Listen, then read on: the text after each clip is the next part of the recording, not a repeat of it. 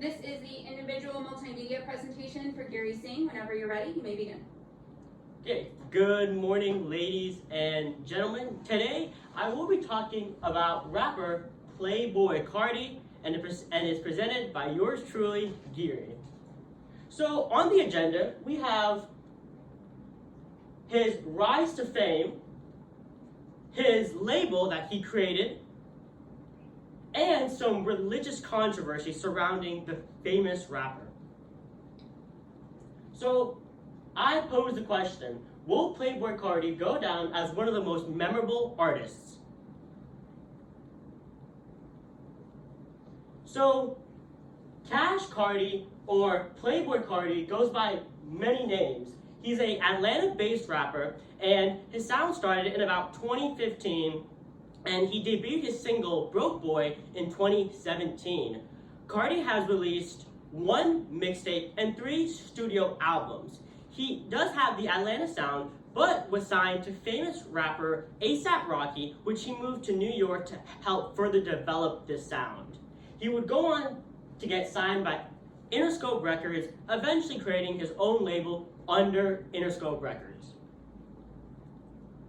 So, Carti has been on the rise since 2017, and he recently released highly anticipated album, Music. So his hit song, Magnolia, is what broke Carti into the mainstream. This is what really helped Carti and get him to start his career. He got recognition from many famous artists, and this in turn helped Carti kind of, again, break into that mainstream. At the time, Pierre Bourne was Carti's main producer, but he was lost in label complications. Carti even saying on song Punk Monk off A Whole Lotta Red, "I thought I had Pierre, but the label tricked me." His most recent release, Music, went #1 back-to-back on the Billboard Hot 100.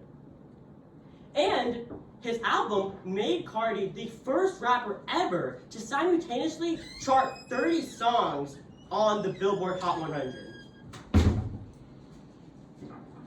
This sort of defining your decade can be compared to late pop star Selena. In the paper Selena did, here it is, writes about how Selena defined her decade and became one of the most memorable artists. A lot of these trends are following Playboi Carti, and he's doing this in many different ways. So the first way he's actually accomplishing this is through fashion.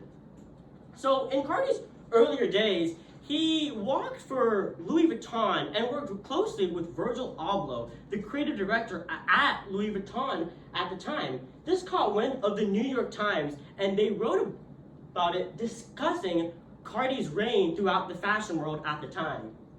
The next thing is he ran a campaign for Givenchy along with Matthew Williams, which he was the head creative director at the time too. This really helped Carti gain a lot of popularity because at the time he just released his album Whole Lotta Red, and this sort of added to the overall brand. Finally, the all-black / opium look Carti has been displaying recently. This is one of the most important looks because it really started a wave. This sort of dark dressing, teens really enjoyed it and started to catch on, and it is what the new wave is right now. So the next way Carti does this is through his ever-changing sound. Did you want to play it?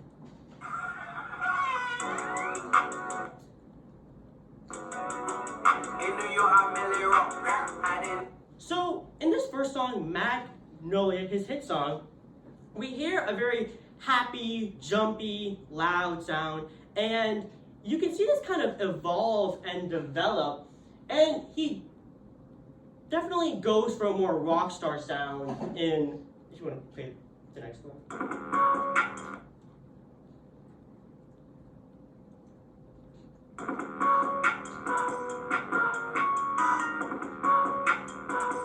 So we obviously hear that more loud, full sound. We hear those loud 808s hitting. We hear the drums kicking. I mean, overall, it's giving you that sort of rock star environment. And this is one of the most distinct things about Carti, actually, is his ability to create a atmosphere. If you want to play, then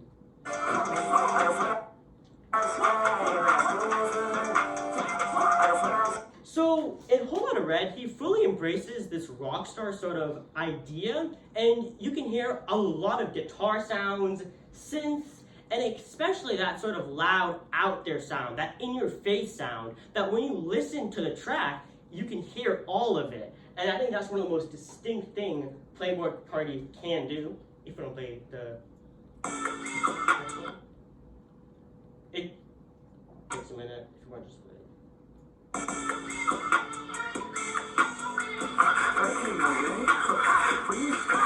So, and his final sound now is his more Atlanta sound, and we can definitely hear it develop and him going back to those Atlanta roots.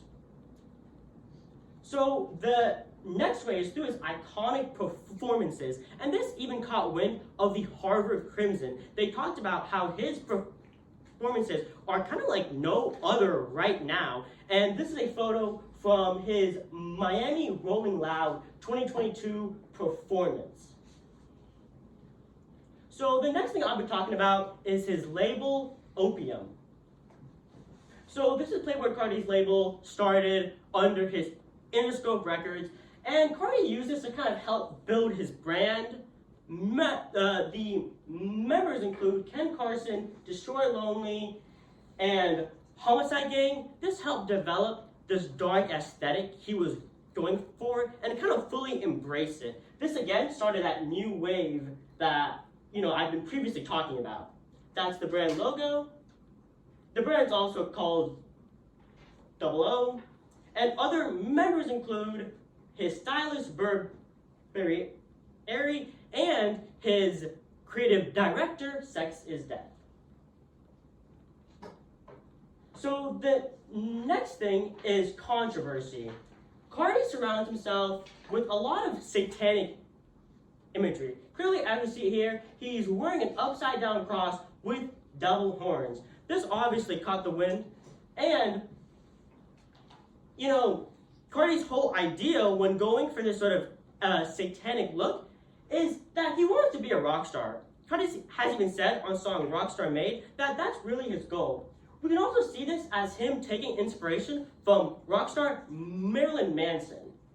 And also separating the art from the artist is important. Some limitations of this is that it might offend the church as a whole, considering all the satanic imagery.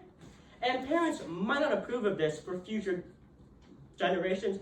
Overall, changing this status quo is always going to be questioned. So this is what we have talked about, and these are my preferences. Okay, that's it.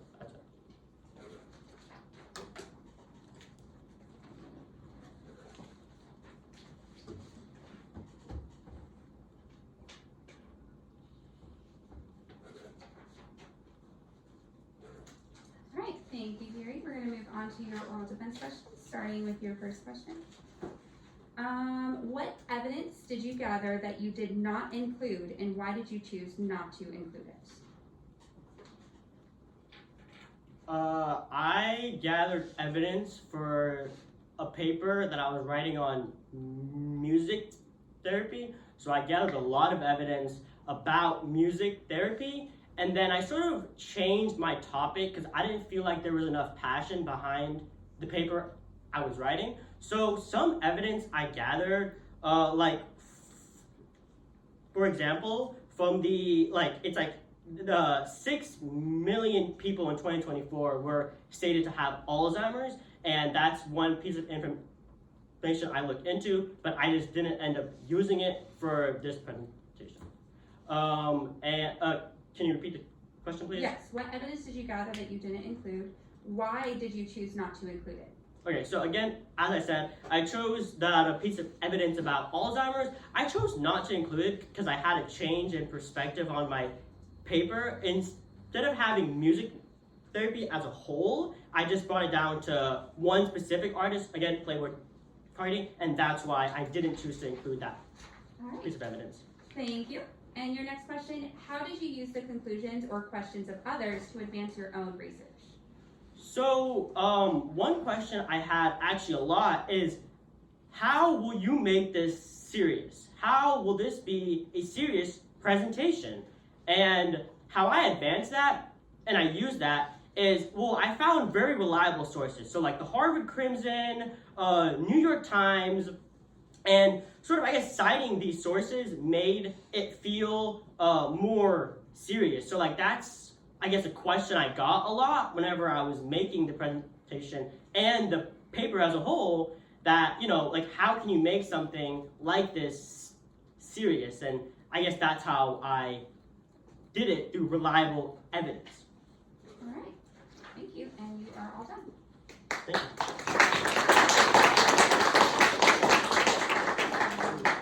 All right.